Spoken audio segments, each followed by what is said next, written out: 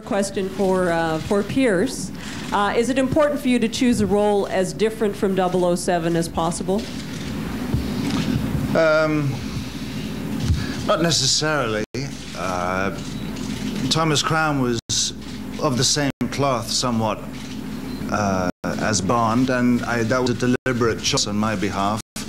And Beau and I made the picture with the intention of taking from Bond and using the audience that knows me in that film and making the picture. In this case, this was very close to my heart because I'm a father and I'm an Irishman, and it was a very good script. It had truthfulness and it was well founded by Paul Pender, and on top of that it was based on a true story. So there were many ingredients, many kind of emblems in the text that I identified with. And when we hit Bruce, we had a picture. We had this script 6 years when we formed a company, Irish Dreamtime. The first film we made was The Nephew, and this writer came with this story, and we loved it. And for 6 years we worked on it and noodled it around, and finally it found wings with Bruce Beresford and everyone else that's sitting here today. Thank you. Nicholas Bilius, Edmonton Senior. My question's to Evelyn Doyle. It's such a pleasure to see you in person.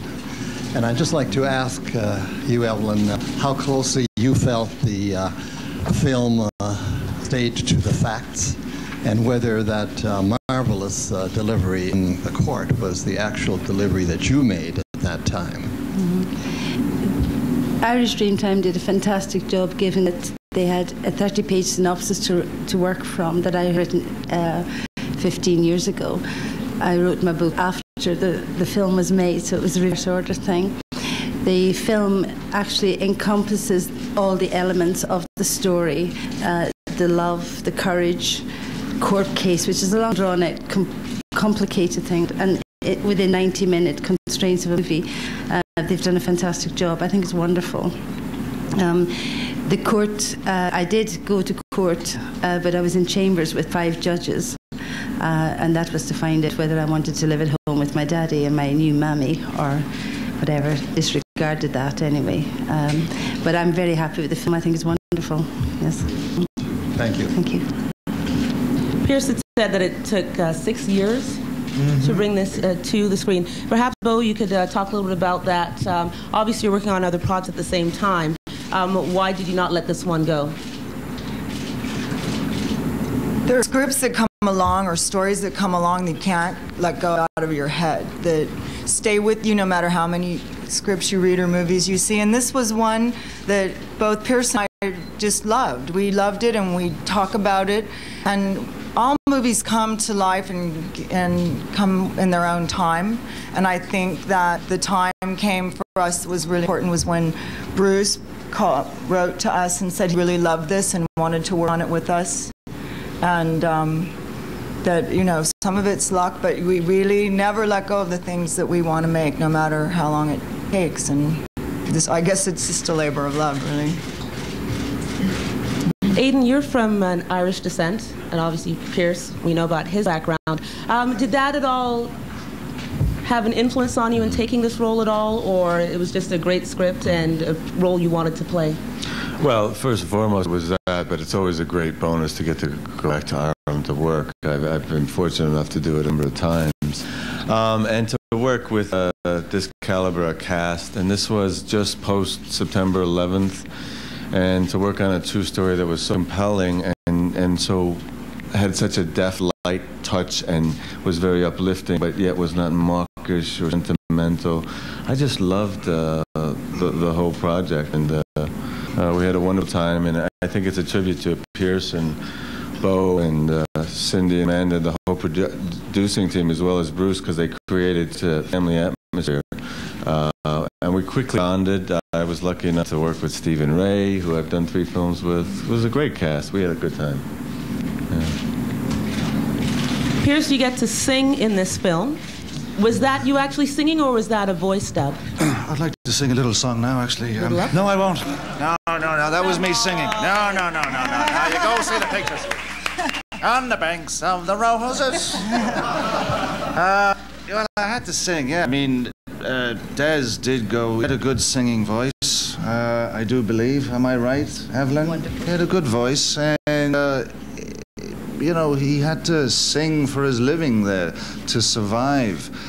And I kept really kind of glossing over the singing every time I would read the text. And then, of course, you have come to the post at some point. And Bruce just said, you know, you have to just be mildly attractive with your singing. So, you know, a nod's as good as a wink to a blind man. And I thought, well, I'll just let it rip.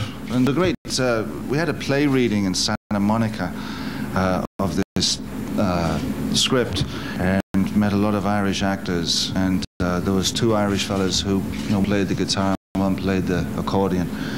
So I had about 4 weeks before I went over to Dublin, so I practiced these songs. And the songs just came out of sitting down with the lads and singing them. And I kind of enjoyed myself in the end. I really, you know, this was very simple. Perhaps a question for Bo. Will there be a soundtrack accompanying this? With will there be a single, where's Pierce our Brosnan on the composer? charts? Is Stephen here? Not here. Our composer actually came in today. You know, when we were going into production, one of our financiers took away all our money for the score. But we were okay. We were going to make the movie anyway. We knew we'd find it. And that was our composer, Stephen, made a soundtrack deal for this with Universal Records. And Pierce, to his credit, took us to a Van Morrison concert in Dublin, which we all had a great time. And then he went back to see Van, who he knows, and said, Van, I want you to do this song for us. And Van, amazingly, has put his song, a song no one's heard yet in our film. So it really helped with the soundtrack. So we're very lucky. And Sid Pierce has these connections, I have to say. The album's coming out at Christmas. And Pierce is on it, so... Looking out the question in the back there. George, Logajam City TV. Yes, thank you, Andrea. Given the fact that we've had some surprising box office this year in America, and the fact that this is also going to be released in and around the Bond picture, are you optimistic about people en masse seeing the movie in America? I mean, I would like as many people as possible to see this film, of course. This film was made with heart and love, and like Aidan said, it was made on the heels of September 11th. And I think every man and woman who worked on the picture found a certain sanctuary in doing a film about family, love, hope, religion. So we were confident that we'd given our best effort and intention to the work. Then comes the marketing, and then it just happens that I'm, you know, in this Bond movie. So it's a delicate orchestration of dates. I think it had to come out before Christmas because the movie starts at Christmas and ends at Christmas. It's book-ended, but it's not a Christmas story. So we all felt that it would be best to come out definitely before. I'm confident. I feel that people will find the film. And for the people who see it, I think and hope that it will touch them and they will have a good night in the cinema and they'll come away and go off and have a pizza and a beer and say, God, that was a good picture. And it's as simple as that and as hopeful as that. Perhaps a question for Evelyn, who's lived through this. It was from the film we gather that this case obviously changed a lot of lives. Can you talk a little bit about how perhaps your dad's work did change not only your life, but the lives of a lot of other children in Ireland who were in orphanages as a result of one parent leaving and the law saying that a father could not? It was people were put away for being truants from school, for instance. There was a lot of children in those days in the industrial schools who hadn't committed a crime or hadn't been to court and convicted of anything, and they were incarcerated. They were 16. So all those kind of people were affected by the change in the law. The law was found to be repugnant to the Constitution, and it infringed on these people's rights to be with their own families. basically what it did. So it wasn't just a mother would go and get her kids, for instance, didn't need the father's signature. It just happened to be that my father was a man. Well, he would be, wouldn't he?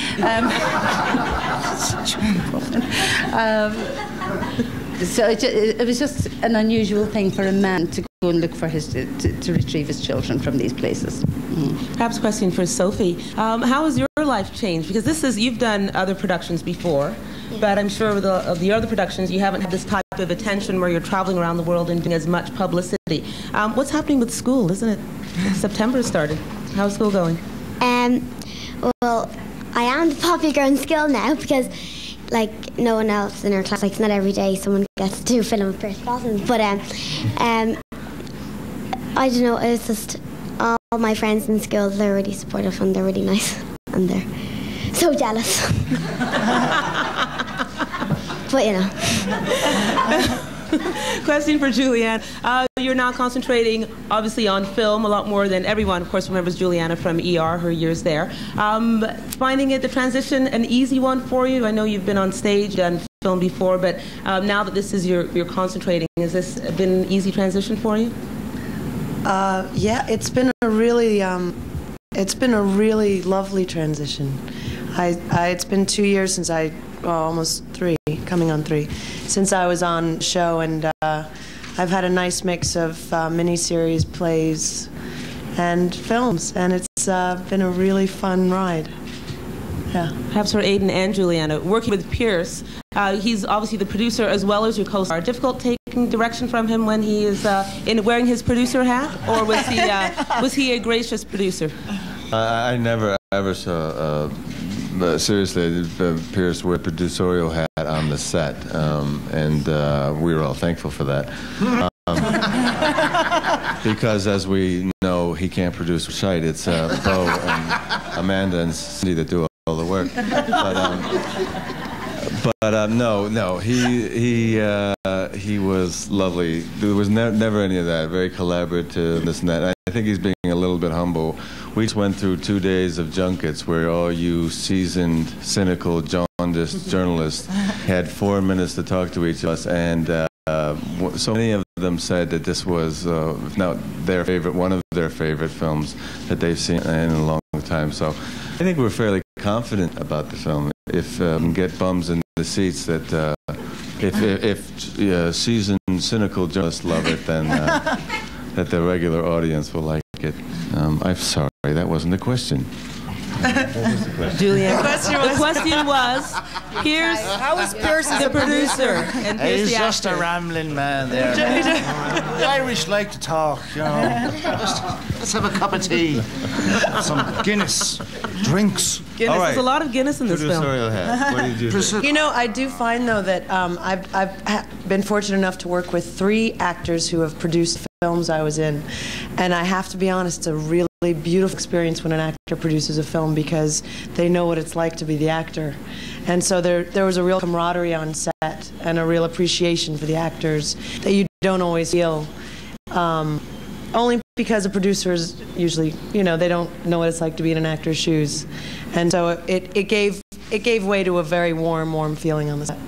Before I go to Cheryl Hickey from Global Television, Pierce, how was it for you on the set, having to wear those 2 hats, or did you just leave one at home? Well, I don't even know what size color my producer hat is. You know, I'm an actor first and foremost. Bo and I have known each other for 20 years, and Bo is a producer and really does a great job of it. For me, the idea of producing is finding the story, a story that moves me and turns me on and hopefully an audience, and then bringing, you know, a company together. The scheduling aspect of it really confuses me enormously, and I try and stay away from it. Bo loves it, moving the pieces of paper around on the board, and you know, the finance situation. Well, I'm prepared to pick up the phone, and I do, and I'll kind of knock on doors, whatever it takes to get the money and to sit with the men who have the money. But really, my joy of is the text and working as an actor on a script. That's, you and if there's some talent in that and some, Bo and I know each other well, so I don't have any ego about what she does, and I don't think she has about what I do, and so here we are. It's a young company of 5-6 years, and we've got 3 pictures under our belt, and I'm deeply proud of that. I love being an actor, and I'm enjoying the education of being a producer.